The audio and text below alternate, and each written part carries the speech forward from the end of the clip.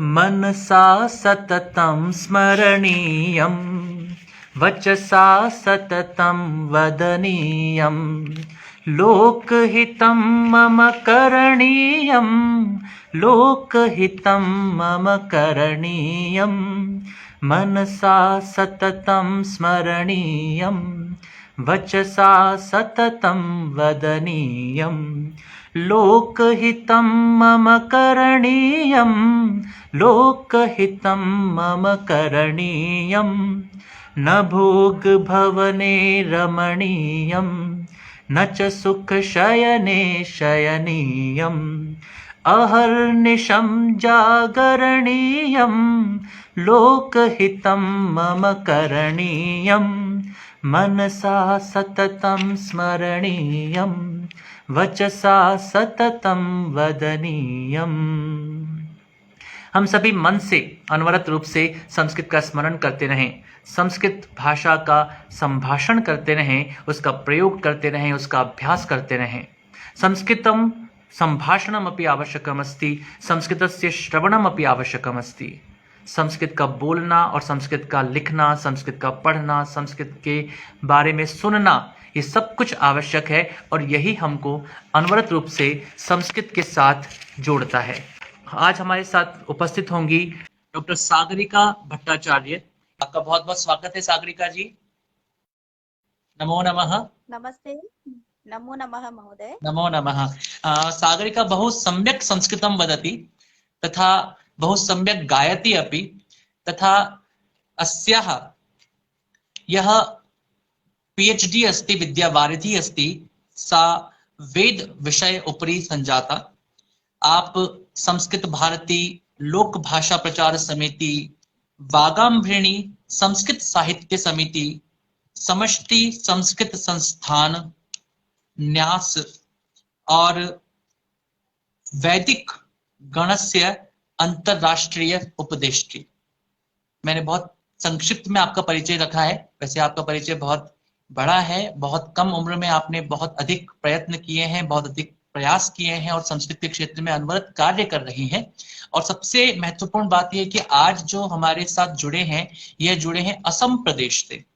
यानी कि हम सबसे पहले राजस्थान, जो कि पश्चिम में, भारत के पश्चिम में स्थित है, और आज हम जुड़ रहे हैं सीधे पूर्व में जाकर के, उत्तर पूर्व में जाकर के असम प्रदेश के साथ में। और असम प्रदेश में आप सोनारी में निवास करती हैं। तो सागरिका जी, आप संस्कृतायनम की अनवरत सदस्य हैं और संस्कृत भाषा के लिए अनवरत कार्य भी कर रही हैं।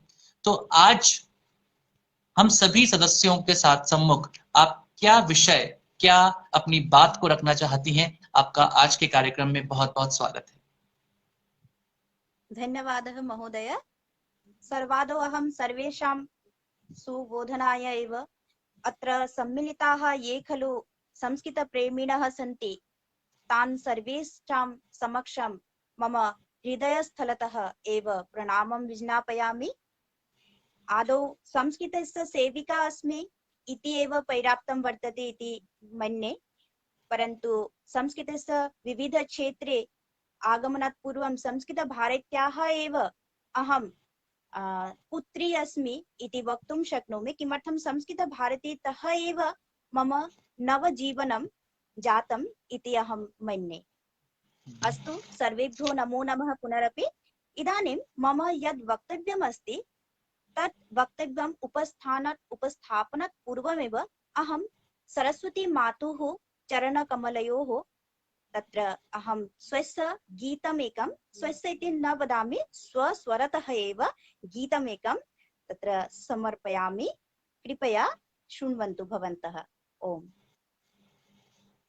श्रूयते वा सम्यक्तया? आम् आम्, सम्यक्तया श्रूयते, अवश्यं वदतु। अस्तु अस्तु। जय जय हे भगवती सुरभारती, तव चरणों प्रणमामः। जय जय हे भगवती सुरभारती, तव चरणों प्रणमामः। नाद ब्रह्ममयी जय वागीश्वरी, नाद ब्रह्ममयी जय वागीश्वरी, शरणं ते गच्छामः। जय जय हे भगवती सुरभारती, तव चरणों प्रणमामः। त्वमसि शरण्या त्रिभुवन धन्या, सुरमुनिवन्दित चरणा। त्वमसि शरण्या त्रिभुवन धन्या, सुरमुनिवन्दित चरणा। नवरस मधुरा कविता मुखरा, नवरस मधुरा कविता मुखरा, स्मित रुचि रुचिरा भरणा।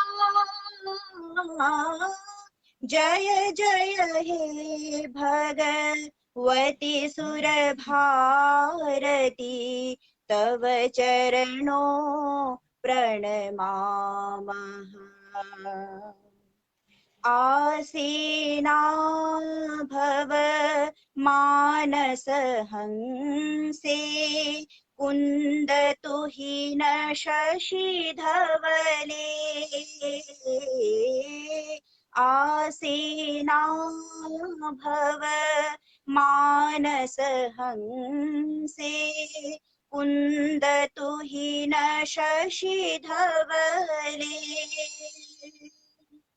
हर जडतां कुरु बोधि विकासम्, हर जडतां कुरु बोधि विकासम्, सित पंकज तनु विमले। जय जय हे भगवती सुरभारती, तव चरणों प्रणमामः।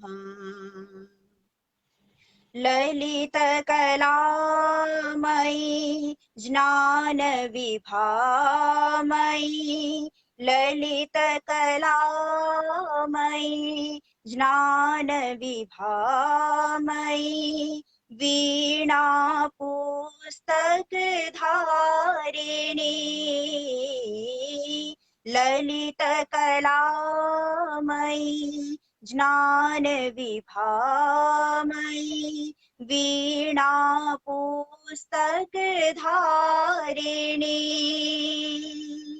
मतिरास्तां नो तव पद कमले, मतिरास्तां नो तव पद कमले।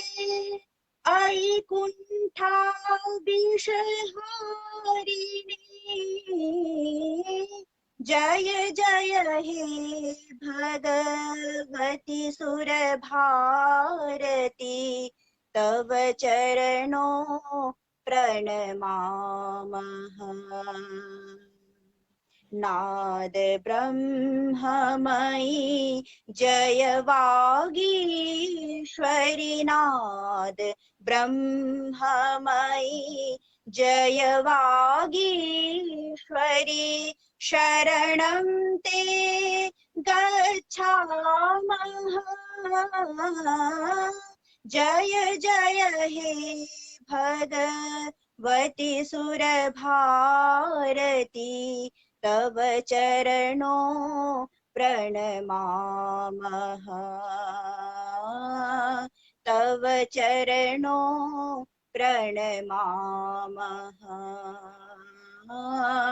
तव चरणों प्रणमामः।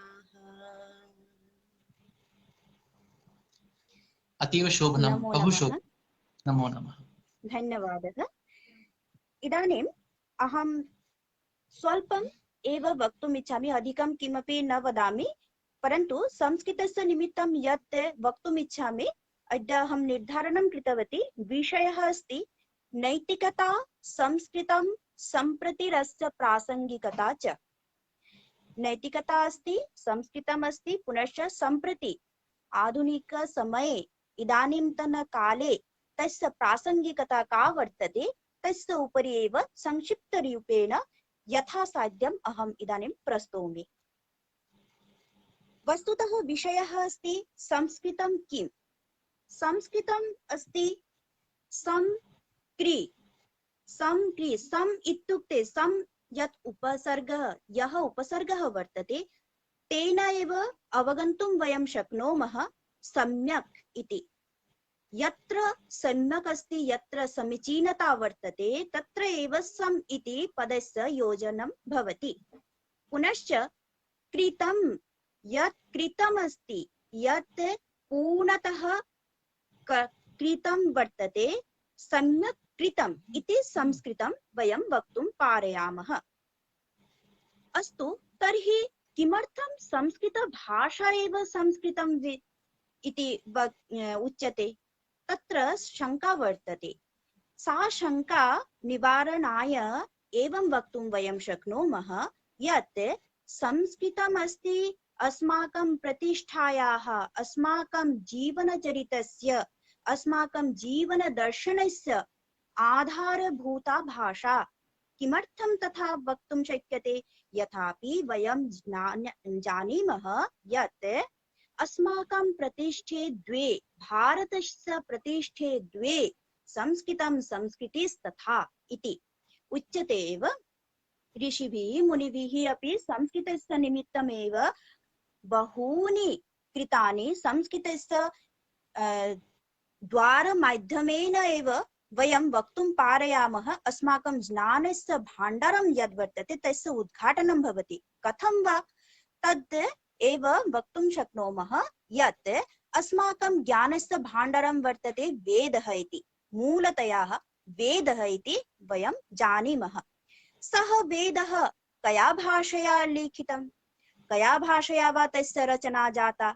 सः वेदः रचितः अस्ति संस्कृतभाषया। भवतु नाम तत्र वैदिकसंस्कृतं वर्तते। अस्माकं यत् संस्कृतम् इदानीं यत् येन प्रकारेण वयं वदामः तत् संस्कृतं तु लौकिकम् अस्ति, परन्तु ततः पूर्वं वैदिकसंस्कृतं वर्तते खलु, तत्तु संस्कृतमेव। अतः संस्कृतभाषया एव वेदस्य उद्घाटनं भवति। वेदस्य उद्घाटनं भवतु नाम, परन्तु किमर्थम् अस्माभिः वेदः पठनीयः? वेदः तस्य ज्ञानम् अस्माभिः स्वीकरणीयं। किमर्थं? तत्र सदैव प्रश्नः उत्पद्यते। सम्प्रति अस्माकं समाजे सर्वत्र यदा कदापि वयं गच्छामः, संस्कृतस्य वयं ये खलु सेवकाः भवामः, संस्कृत अनुरागिणः भवामः, अस्मत्सु समक्षं जनाः प्रश्नम् उत्थापयन्ति यत् संस्कृतं किमर्थं पठन्ति भवन्तः? तस्य आवश्यकता वा का? वयं तु इतोपि अन्यत् किमपि पठित्वा अपि जीवनस्य संघर्षं, जीवनस्य यत् युद्धं भवति तत् युद्धं सफलीकर्तुं शक्नुमः। परन्तु तत्र एका शङ्का वर्तते। सा शङ्का का अस्ति इति वयं जानीमः। सा शङ्का अस्ति, वयम् इदानीं पश्यामः, अस्माकं ये खलु संस्कृतजनाः सन्ति, तेषां व्यवहारे, तेषां वचने, तेषां जीवनदर्शने भिन्नता वर्तते। सम्प्रति अस्माकं ये खलु अन्य जनाः वर्तन्ते, तेषां जीवनदर्शनं सर्वमपि किञ्चित् भिन्नं वर्तते, अस्मभ्यः भिन्नं वर्तते। किमर्थं? तत् वक्तुं शक्नुमः यत् तस्य कारणम् एव अस्ति, वयं संस्कृतं पठितवन्तः। संस्कृतम् अवगाहनं, संस्कृतस्य अवगाहनं वयं कृतवन्तः। संस्कृतजलधारया, संस्कृतस्य अमृतधारया एव अस्माकं स्नानं वर्तते, अस्माकं चित्तशुद्धिः वर्तते। यतोहि वयं यदा कदापि मङ्गलकार्यक्रम, अस्माकं षोडश संस्काराः भवन्ति, तत्र वयं पश्यामः संस्कृतस्य माध्यम एव भवति। संस्कृतेन मन्त्रजपादिकं भूत्वा एव मङ्गलस्य अनुष्ठानं वयं सम्पन्नं कुर्मः। तर्हि अत्र तु आयासेन वयं वक्तुं शक्नुमः यत् संस्कृतम् अस्ति चेत् अस्माकं जीवनं सुकरं भवति, अस्माकं जीवनं मङ्गलमयं भवति इति। अस्तु भवतु नाम अस्माकं जीवनं मङ्गलमयं भवति तत् कथम् इति। संस्कृतं पठित्वा एव वारं वारं तत्र एव प्रश्नः भवति, किं संस्कृतं पठन्ति चेत् तत्र किमर्थं तथा भवति? भवन्तः वदन्ति यदा वयं समाजे गच्छामः तदा अस्माकं समक्षं प्रश्नः भवति किमर्थं तर्हि संस्कृतस्य उपरि एव भवन्तः अधिकम् आलोकपातं कुर्वन्तः सन्ति। तदा प्रश्नस्य उत्तरं वयं वक्तुं शक्नुमः यत् पश्यन्तु, इदानीं मन्दिरस्य अन्तभागे यदा गच्छामः पुनश्च अस्माकम् अन्यत्र यदा प्रवेशः भवति तत्र पार्थक्यः कः? किमर्थम् अस्माकं मन्दिरे एव शान्तिः भवति, किमर्थम् अन्यत्र शान्तिः न भवति? यदा कदाचित् वयं अशान्ति मध्ये आपतामः तस्मिन् समये वयं ईश्वरस्य प्रार्थनां किमर्थं कुर्मः? किमर्थं मन्दिरे उपविश्य एव शान्तिकामनाय तत्र वयं प्रार्थनादिकं स्तोत्रपाठादिकं कुर्मः? इदानीं प्रचलन् अस्ति, तत्र साक्षात् एव प्रमाणः अस्ति। अस्माकं करोनाकाले एव यथा विपरीतकालः जायते तस्मिन् काले एव वयम् इदानीं भगवन्तं स्मरामः। किमर्थं? प्रार्थनादिकं यथा अस्ति, अनुष्ठानादिकं यज्ञानुष्ठानं तत्र भवति, पुनश्च मन्त्रोच्चारणं, महामृत्युञ्जय मन्त्र इति देवी सप्तशती पाठ। किमर्थं तद्भवति? तस्य कारणमस्ति, तेन एव स्वस्य शरीरस्य एव शक्ति ऊर्जा या अस्ति सा ऊर्जा उत्पन्ना भवति, अधिका भवति। अतः संस्कृतस्य माध्यमेन, अर्थात् संस्कृतस्य माध्यमेन इत्युक्ते वेदानां माध्यमेन, अस्माकं शास्त्राणां माध्यमेन वयं स्वस्य उत्कर्षतां, स्वस्य विकासं कर्तुं समर्थाः। द्वितीयमस्ति अत्र स्वस्य विकासम् अस्तु भवतु नाम करिष्यामः, तावत् पर्यन्तं वयं वक्तुं शक्नुमः जनान् किम् अस्तु भवन्तः तथा कुर्वन्तु, वेदादिकं पठन्तु, तत् सर्वं करणे सति अस्माकं जीवनस्य उन्नति भवति इति। परन्तु इदानीं कथं करणीयं? कथं वयं, किमर्थं वेदस्य अधिकारिणः सर्वे भवितुं नार्हन्ति, सर्वे वेदं पठितुं नार्हन्ति। तर्हि तस्मिन् अवसरे वयं पन्था, या पन्था अस्ति तां पन्थां वयं आचरामः। कथं? मार्गः कः अस्ति? मार्गः अस्ति अस्मत्सदृश संस्कृतायनं, संस्कृतभारती, लोकभाषा प्रचार समिति, वागांविनी साहित्य समिति, एते एव माध्यमाः सन्ति येन यैः माध्यमेन वयं संस्कृतस्य प्रति स्वस्य यत् योगदानम् अथवा स्वस्य यत् शुचीकरणम् अस्ति तद् वयं कर्तुं शक्नुमः इति। किमर्थं? संस्कृतमाध्यमेन अस्माकं संस्कृतायनम् अस्ति। इदानीं खलु भवान् महान् कष्टेन एव भवान् यावत् शक्नोति तावत् एव प्रचारयितुम् अत्र उद्युक्ताः सन्ति। अहर्निशं भवान् कार्यं कुर्वन् अस्ति। अतः तेन माध्यमेन वयं संस्कृतस्य पठनं पाठनं करिष्यामः चेत् निश्चयेन एकस्मिन् दिवसे भवतु नाम वयं वेदादिकानाम् एव पठनं पाठनं अवश्यं कर्तुं शक्नुमः इति। इदानीं प्रश्नः अस्ति, प्रसङ्गः अस्ति नैतिकता। किमर्थम् अहं नैतिकता इति विषयं स्वीकृतवती इति वदामि। वस्तुतः अस्ति, यदा अहं दृष्टवती किं गुरुकुलस्य विषये अहं पठितवती यदा मम विद्यावारिधि अवकाशकाले, तस्मिन् समये अहं दृष्टवती यत् वैदिकी शिक्षां प्राप्य अथवा संस्कृतस्य शिक्षां प्राप्य तत्र ये खलु छात्राः भवन्ति, ये खलु शिष्याः भवन्ति, ते स्वस्य जीवनं कथं करणीयं, कथं पालनीयं, जीवनस्य संघर्षादीनां समक्षं कथं स्वस्य जय निश्चितं करणीयं, तद् ते अवगन्तुं शक्नुवन्ति। ते सर्वदा एव तेन माध्यमेन गुरुकुले पठित्वा एव तेन संस्कृतस्य माध्यमेन नैतिकतानां पाठदानं पाठग्रहणं ते कर्तुं शक्नुयुः इति एव प्रचेष्टा सदैव आसीत् तस्मिन् काले। इदानीमपि यदि ते नैतिकतायाः ज्ञानं, किमर्थं नैतिकतायाः पाठदानं यथा अस्ति नीतिशतकं, पुनश्च अस्ति अस्माकं हितोपदेशः इत्यादीनां, पञ्चतन्त्र अस्ति, इत्यादीनां यदि वयं पाठग्रहणं कुर्मः तर्हि वयम् अनायासेन गल्पमाध्यमेन, कथामाध्यमेन एव लघु लघु बालान् सर्वान् अपि वयं नैतिकता का अस्ति तस्य विषये ज्ञानं दातुं शक्नुमः इति। अतः मम विचारः अस्ति किं वयं नैतिकतायाः यदि अध्ययनं कर्तुम् इच्छामः तर्हि अवश्यमेव संस्कृतमाध्यमेन गच्छामः।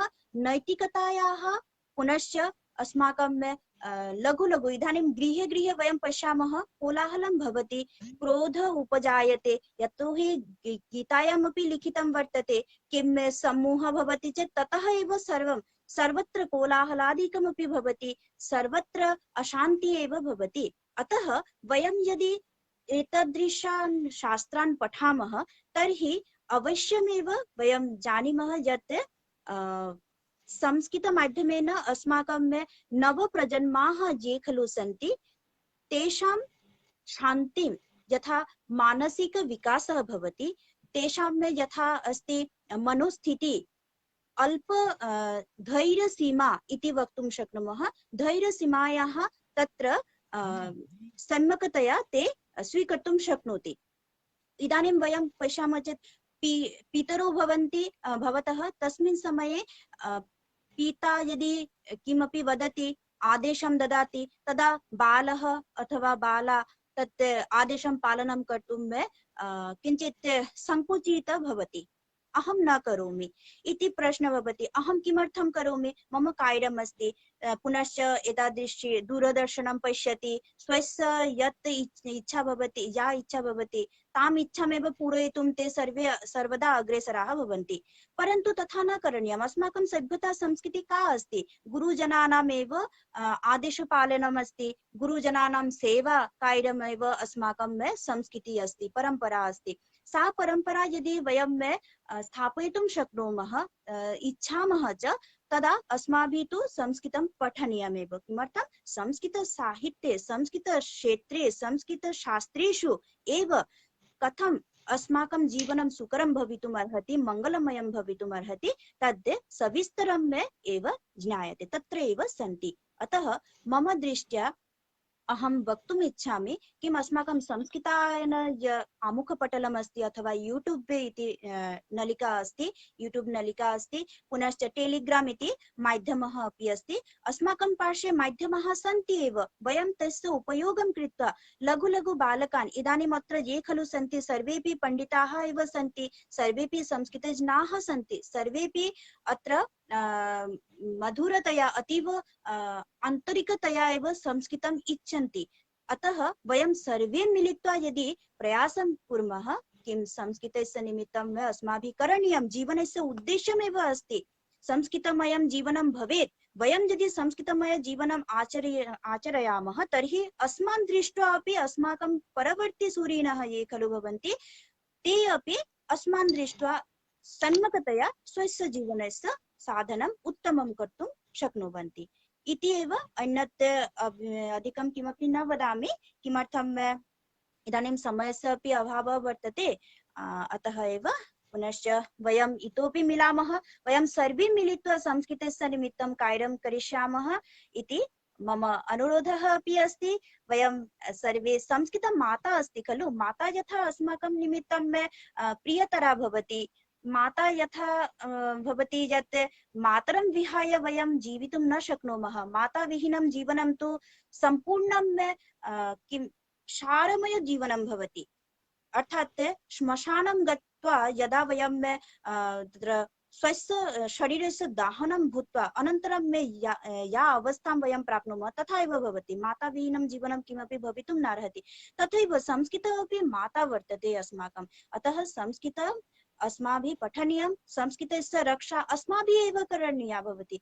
सा रक्षा तु अन्य केनापि न भवितुमर्हति, अस्माभिः एव करणीया। अतः वयं सर्वे मिलित्वा संस्कृतस्य प्रचारं प्रसारं करिष्यामः। महोदयः एतावत् समय अवधि निरन्तरम् एव संस्कृतस्य निमित्तं कार्यं कुर्वन् अस्ति। अहं विगतवर्षे एव महोदयेन सह मम परिचयः जातः, परन्तु यद् यत् अहं दृष्टवती तत् सर्वं श्लाघनीयं वर्तते। महोदयस्य अतीव उत्कृष्टतया महोदयस्य ज्ञानभाण्डारमपि उच्चस्तरीयम् अस्ति। पुनश्च गीतशैली महती मह्यं बहु रोचते एव।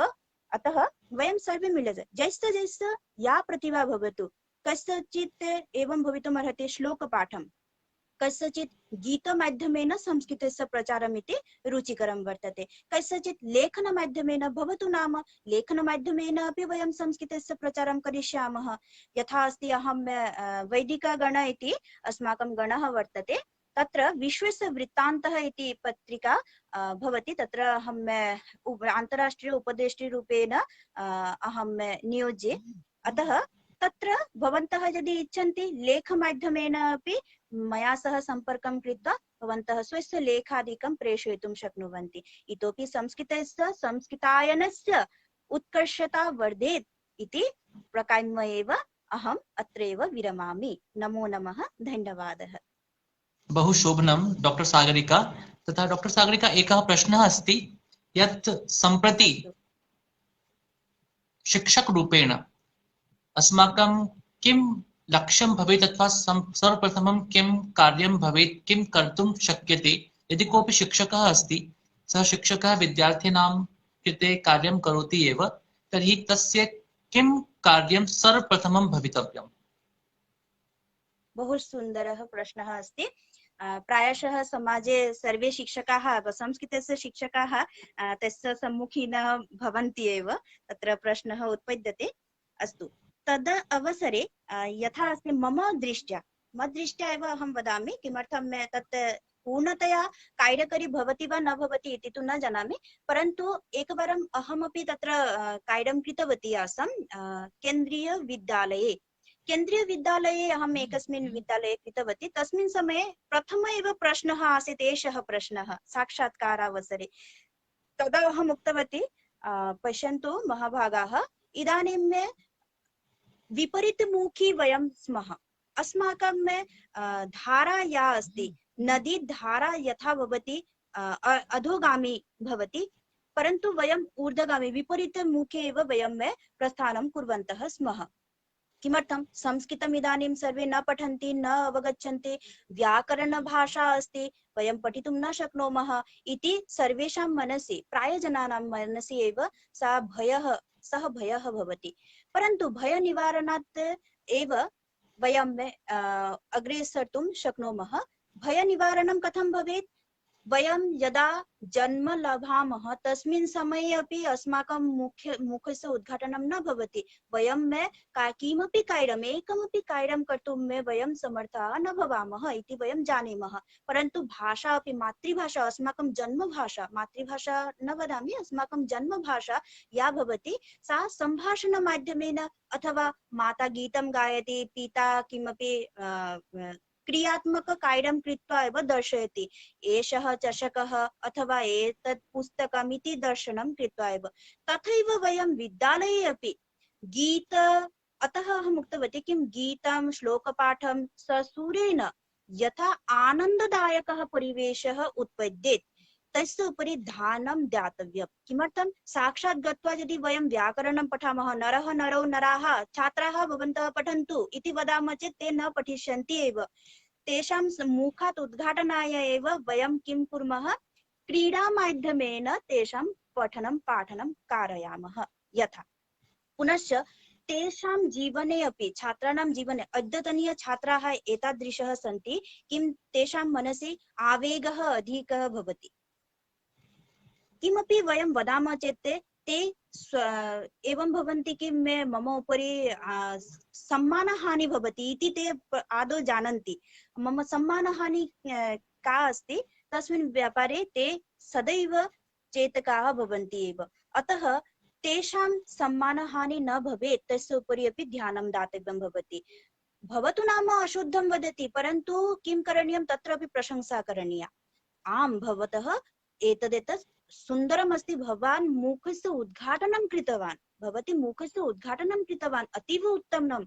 तस्य प्रशंसायाः एव स्तम्भः तत्र निर्माणः करणीयः।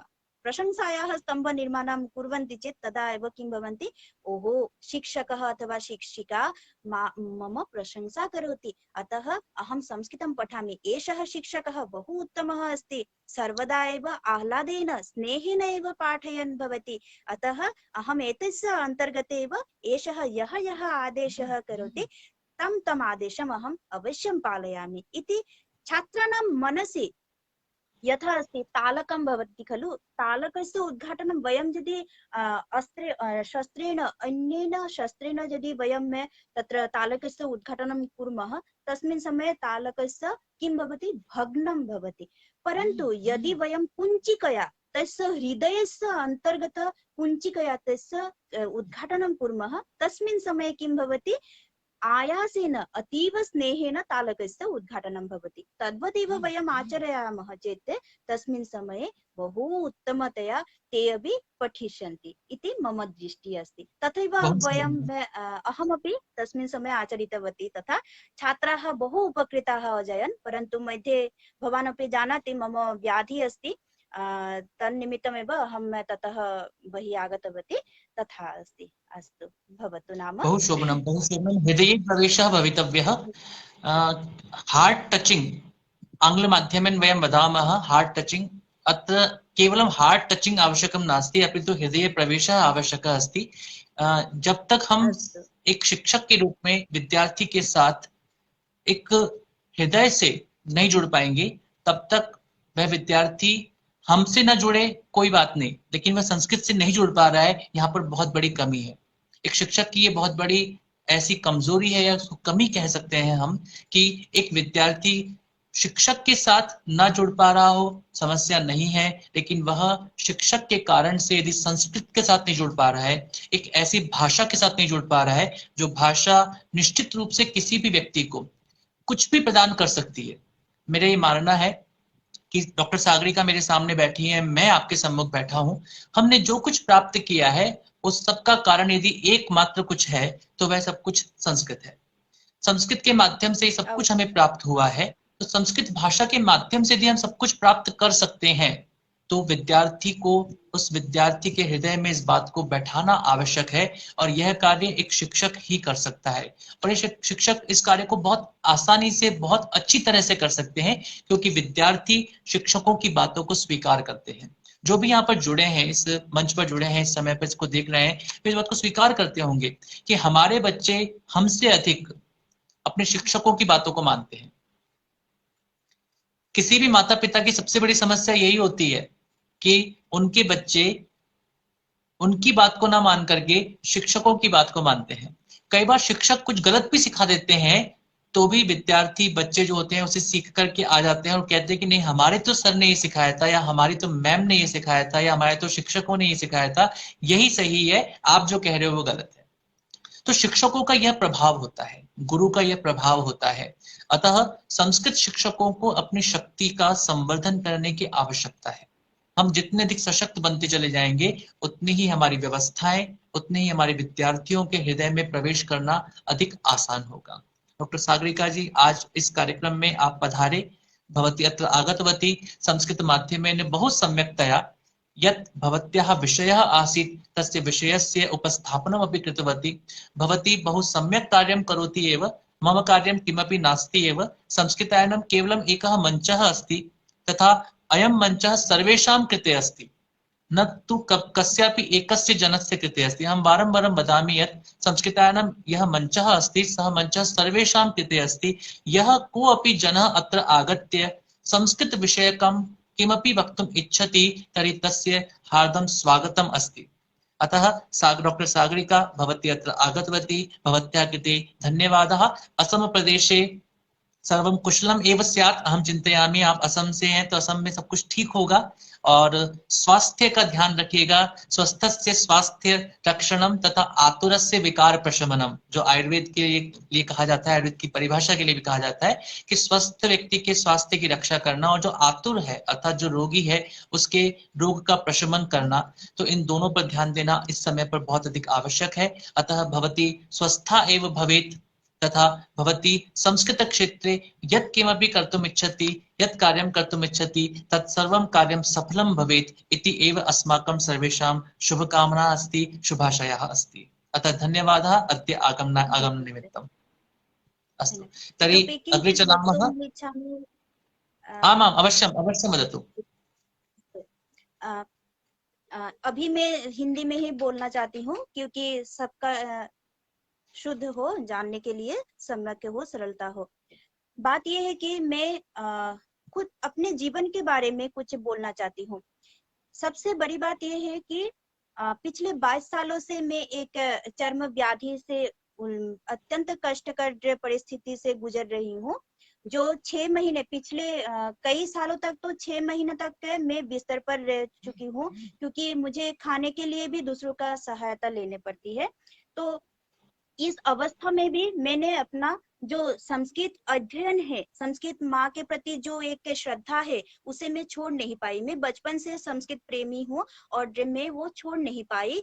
शायद संभवतः यही कारण है कि मुझ में वो शक्ति आई है, संस्कृत पठन के माध्यम से मुझे वो शक्ति आई है कि मैं इस अवस्था को लड़ सकूं, इस अवस्था से मैं जूझ सकूं। और जो दूसरी बात है, मुझे मधुमेह का भी वो व्याधि उत्पन्न हो चुकी है 2013 साल में ही, उस तब से मैं जूझ रही हूँ। और बात है ये है कि मेरा जो फेफड़ा है, लंग्स जो बोलते हैं, जो फेफड़ा है वो 98% अर्थात 98% मेरा नष्ट हो चुका है। मुझे ऑक्सीजन लेना पड़ता है, प्राणवायु मुझे लेना पड़ता है। तो इतना सब होने के बाद भी मैं आज भी जीवित हूँ। मैं कई लोग जो मेरा साक्षात्कार किए हुए हैं, सभी लोग बोलते हैं कि ये सब इतना सब कुछ कैसे झेल पा रहे हो। ये मैं आपको प्रत्यक्ष दिखाना चाहती हूँ। मेरा जो ये चर्म है, अभी बहुत काफी हद तक मैं अभी आयुर्वेदिक दवाई ले रही हूँ भुवनेश्वर से, और भगवान की कृपा से मैं अभी काफी हद तक स्वस्थ हो चुकी हूँ। पर ये बार बार होता रहता है, तो मुझे बार बार मृत्यु से जूझना पड़ता है। प्रत्येक बार, प्रत्येक वर्ष मुझे मृत्यु से जूझना पड़ता है, पर फिर भी मैं खड़ी होती हूँ। इसका मुझे यही लगता है क्योंकि मैंने संस्कृत पढ़ी है, और जब तक मेरे जीवन में संस्कृत है तब तक के मैं लड़ाई कर सकती हूँ, मैं संग्राम कर सकती हूँ, ऐसा मेरा दृढ़ विश्वास है। और इसी विश्वास को भी मैं आप सबके साथ साझा करना बहुत आवश्यक समझती हूँ, और इसलिए मैंने साझा किया ताकि आप सबको भी जीवन में लड़ने की प्रेरणा मिले। मेरे जीवन में ऐसा ऐसा कुछ, और गोलब्लैडर जो है वो भी मेरे अभी नहीं है, उसका भी मेरा अस्त्रोपचार हो चुका है। तो काफी सारे बीमारियों से मुझे जूझना पड़ रहा है, पर फिर भी मैं खड़ी हो जाती हूँ। और इसका मूल कारण है संस्कृत माँ मेरे साथ है। मैं संस्कृत का अध्ययन करती हूँ, मैं संस्कृत की सेवा में अहर्निश, जहां तक हो सके संस्कृत की सेवा में मैं अहर्निश लगी रहती हूँ, जिस कारण संभवतः मुझ में वो ऊर्जा माता स्वयं प्रदान करती है और मेरे जीवन को और भी उत्कृष्ट बनाने में वो सहायता प्रदान करती है। इसलिए मैं आप सबसे विनती करती हूँ, संस्कृत पढ़ना, उसका अवगहन करना, अवगहन से ही अपना जीवन शुद्ध हो सकता है। जीवन में लड़ने की ताकत जो है, वो ताकत हमको अवश्य मिलेगा। इसका साक्षात प्रमाण मैं आप सबके सामने उपस्थित हूँ, प्रस्तुत कर रही हूँ। इसलिए तो इस बात का ध्यान रखिएगा, कहीं पर अगर आपको कोई प्रमाण भी देना पड़े तो फिर आप सब मेरा प्रसंग अवश्य उत्थापन कीजिए, क्योंकि उसी से बच्चों में एक साहस उत्पन्न होगा। जैसे कि मैं जब विश्वविद्यालय में पढ़ रही थी, मेरे जो भ्राताए भगिनी ये सब जो थे, मुझसे छोटे थे, सभी मुझसे प्रेरित होकर ही आगे बढ़ने का एक प्रेरणा जो होता है ना, वो प्रेरणा लाभ करते थे। तो इसलिए मैं भी आप सबसे विनती करती हूँ, संस्कृत कभी मरने नहीं देगा। संस्कृत भाषा है जो माँ की तरह छाया बनकर रहती है, शीतल छाया प्रदान करती है। इसलिए संस्कृत भाषा के लिए आप सब लोग कभी भी ऐसा मत सोचिए कि हम लज्जित है, हम कुछ नहीं कर पाएंगे। सब कुछ कर पाएंगे, संस्कृत है तो हम सब कुछ कर पाएंगे, ठीक है, क्योंकि यही है भंडार और यही है हमारी संस्कृति के रक्षक। धन्यवाद। शोभन, बहुत बढ़िया। निश्चित रूप से कष्टों से बड़ा बड़ा लक्ष्य होता है। यदि हम अपने जीवन में कोई लक्ष्य का निर्धारण कर लें तो हमारे कष्ट जो होते हैं वो हमें कम लगने लगते हैं। हम अगर लक्ष्य निर्धारित नहीं कर पाते हैं तभी हम कष्टों के पीछे पड़े रहते हैं, कष्टों से जूझते रहते हैं। डॉक्टर सागरिका, निश्चित रूप से भवत्याः जीवनम अस्माकं सर्वेषां कृते, ये अपि संस्कृत जनाः सन्ति, तेषां सर्वेषां कृते प्रेरणारूपेण अस्ति एव। तथा एतावत् अहं न जानीमः स्म, किन्तु अद्य यत् ज्ञातवान् तदपि मम कृते अपि प्रेरकम् एव अस्ति। अतः भवती स्वस्था भवेत् अहं चिन्तयामि। तथा यत् अस्माकं जीवनस्य लक्ष्यम् अस्ति तस्य लक्ष्यस्य पूर्ति अपि भवती कर्तुं शक्नोति एव। तत्र किमपि काठिन्यं नास्ति एव। भवत्याः चिन्तनम् एव भवत्याः शक्तिः अस्ति। तथा वयं सर्वे भवती भी सह एव स्मः। हम सब भी आपके साथ हैं। और एक छोटा सा गीत, बहुत सुंदर सा गीत, जब हम कहते हैं कि संस्कृत माता है तो एक गीत है जो कि संस्कृत को किस प्रकार से हमें ग्रहण करना चाहिए। उस गीत की कुछ पंक्तियां इस प्रकार से हैं।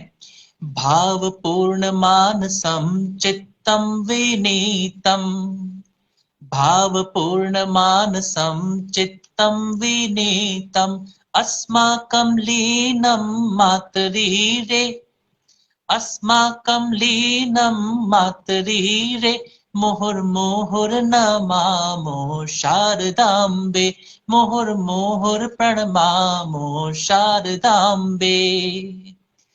अस्माकं लीनं, यत् संस्कृतम् अस्ति तत् अस्माकं लीनम् अस्ति, अस्मासु लीनम् अस्ति। यदि वयम् एतत् स्वीकर्तुं शक्नुमः तर्हि अस्माकं कष्टानि, अस्माकं यः अपि विपरीत परिस्थितयः सन्ति, ताः विपरीत परिस्थितयः अस्माकं कृते किमपि न सन्ति। अहं चिन्तयामि लक्ष्यस्य निर्धारणम् आवश्यकम् अस्ति।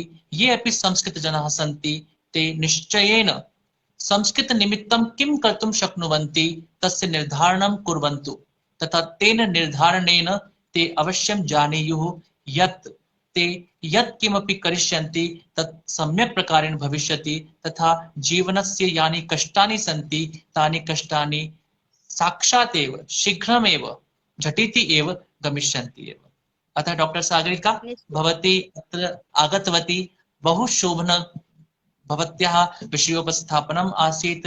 तथा भवत्याः स्वास्थ्यम् अनेनैव प्रकारेण उत्कृष्टं भवेत्। तथा भवत्याः विचारान् वयम् अग्रे अपि प्राप्स्यामः, अग्रे अपि श्रोष्यामः इति एव अस्माकं सर्वेषाम् आकाङ्क्षा अस्ति तथा अभिलाषा अस्ति। भवती अस्माकम् अभिलाषायाः निश्चयेन पूर्तिं करिष्यति, एषः विश्वासः अपि अस्ति। अस्तु, भवतां सर्वेषां शुभकामना आशीर्वादम् अवाप्य एव अहं धन्या अस्मि अद्य कि मैं सर्वेषां समक्षं मां सुयोगं दत्तवान् भवान्। अतः अहं हार्दिकं धन्यवादं विहरामि। पुनश्च मां श्रुतवन्तः ये खलु सुहृदयाः सन्ति तान् सर्वान् प्रति मत्पक्षतः हार्दिकं धन्यवादम् अहं विहरामि। पुनश्च मिलामः, पुनश्च अस्माकं कार्यं शीघ्रातिशीघ्रम् इतोपि वयं अस्माकं संस्कृतभाषा या अस्ति तां पुनश्च विश्वस्तरीय मण्डले, विश्वस्य शिखरे एव उपस्थापयितुं सक्षमाः भविष्यामः इति एव अहं कामयामहे। अवश्यं, बहु शोभनं, बहु शोभनं। तर्हि पुनर्मिलामः, अग्रे वयं चलामः। हम डॉक्टर सागरिका को देखते हैं तो निश्चित रूप से समझ पाते हैं कि किस प्रकार से उन्होंने अपने जीवन में कार्य किया। हम भी उसी तरीके से कार्य कर सकते हैं और अपने कष्टों का निवारण हमारे ही लक्ष्यों में, हमारी दृढ़ता में, हमारी सुदृढ़ता में सन्निहित होता है। हम सुदृढ़ बने रहें, अपने लक्ष्य पर केंद्रित रहें, अपने जीवन के लक्ष्य का स्वयं निर्धारण करें। और संस्कृत से बड़ा लक्ष्य मेरे अनुसार कुछ भी नहीं हो सकता। यदि हम संस्कृत भाषा के लिए कार्य करते हुए अपने जीवन की आहुति देते हैं तो यह एक बहुत ही सुंदर, बहुत ही महनीय, बहुत ही महत्वपूर्ण लक्ष्य हो जाता है।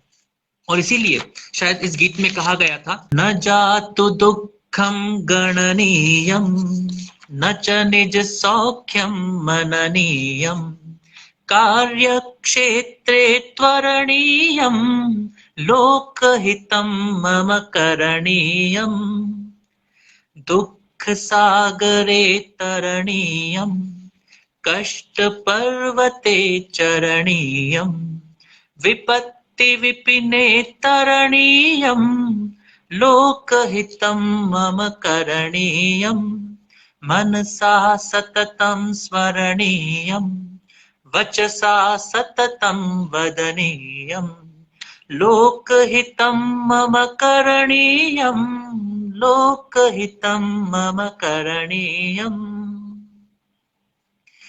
आज का कार्यक्रम एक संक्षिप्त कार्यक्रम था और इस कार्यक्रम के अंतर्गत हम सभी ने संस्कृत के बारे में कुछ जानने का प्रयास किया। निश्चित रूप से आपको ये कार्यक्रम अच्छा लगा होगा।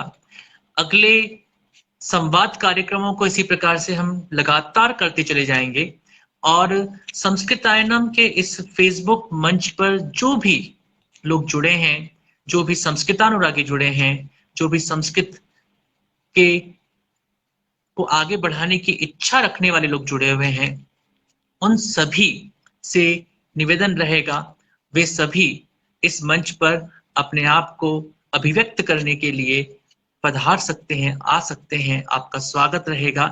और डॉक्टर सागरिका ने आज जिस प्रकार से संस्कृत, संस्कृति, समाज, नैतिकता, इन सभी विषयों को समाहित किया, तो यह जो विषय था, यह विषय हम सभी के लिए आवश्यक है। ये सब आपस में कैसे एक तरह से जुड़े हुए हैं। यदि हम संस्कृत पढ़ते हैं, संस्कृत सीखते हैं, तो निश्चित रूप से हम कुछ अधिक नैतिक बन जाते हैं। हमारे अंदर नैतिकता की भावना थोड़ी अधिक हो जाती है। जब हम वसुधैव कुटुंबकम की बात करते हैं तो हम संपूर्ण वसुधा को अपना परिवार मानते हैं और ऐसी स्थिति में उस परिवार के किसी भी सदस्य को कोई भी कष्ट ना हो, इसके लिए निश्चित रूप से आगे बढ़ जाते हैं।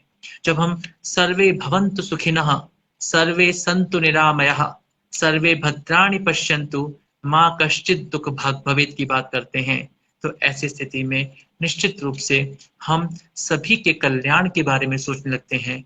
कोई भी दुखी ना हो, कोई भी रोगी ना हो, इस प्रकार से विचार करने लगते हैं और ऐसी स्थिति में हम कुछ नैतिक भी बन जाते हैं। और यही नैतिकता हमें वैश्विक बनाती है और यही वैश्विकता हमें वास्तविक मनुष्य बनाती है।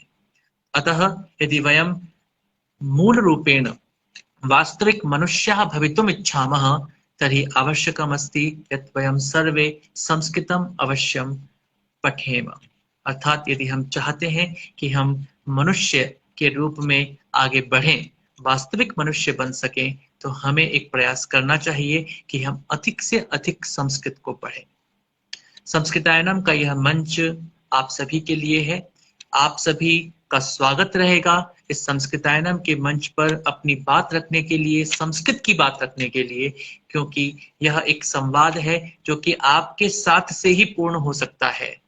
तो इस संवाद को हम निरंतर जारी रखेंगे और प्रयास करेंगे कि सप्ताह में 2 से 3 बार इस तरह के संवाद को स्थापित किया जाए। आप सबकी शुभकामनाएं रहेंगी। आप सब यदि इसमें साथ देंगे तो निश्चित रूप से इन संवादों को और अधिक बढ़ाने का भी प्रयास किया जाएगा। आज का कार्यक्रम आप सबको कैसा लगा, आप निश्चित रूप से अपने कमेंट्स में हमें लिख सकते हैं। और इस समय पर जो भी लोग जुड़े हैं, यदि उनमें से कोई भी इच्छुक हो अपना परिचय, केवल आपको संस्कृत माध्यम में अपना परिचय देना है, भवतः नाम किम, भवान कुतः अस्ति, यदि कोई ऐसा चाहते हैं तो वे एक मैसेज इस कमेंट बॉक्स में डाल दें। मैं उनको ऐड कर सकता हूं, उनको जोड़ सकता हूं, उनको जोड़ने का मैं प्रयास करूंगा।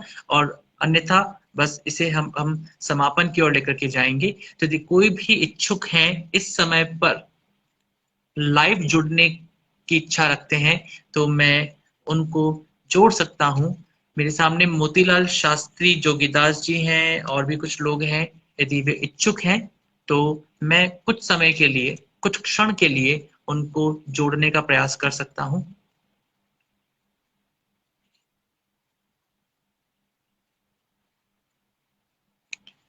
मोतीलाल शास्त्री जी, आपका धन्यवाद बहुत बहुत। आपने लिखा है बहु शोभनम कार्यक्रमः। आप सबके सहयोग से ही ये कार्यक्रम शोभन होते हैं, अच्छे होते हैं, बेहतर बनते हैं, सम्यक होते हैं।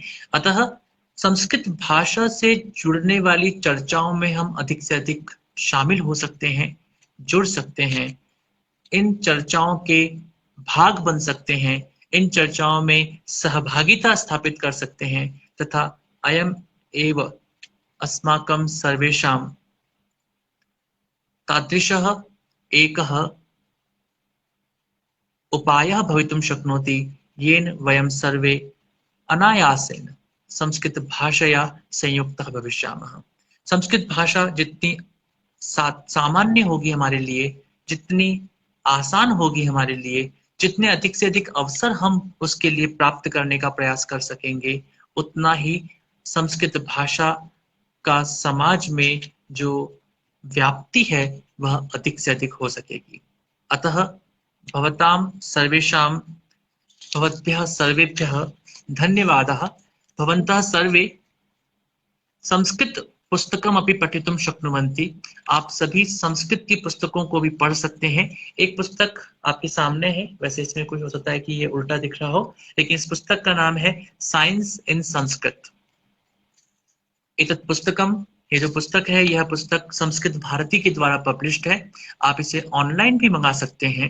और कुछ ऐसी पुस्तकों के बारे में हम अनवरत चर्चा करते रहेंगे, बात करते रहेंगे कि कौन कौन सी पुस्तकें ऐसी हैं जो पुस्तकें आपको अपने घर में रखनी चाहिए, आपको पढ़नी चाहिए, और आप उन पुस्तकों के माध्यम से किस प्रकार से अपने जीवन को और अपने परिवार को और अपने समाज को अधिक जोड़ सकते हैं।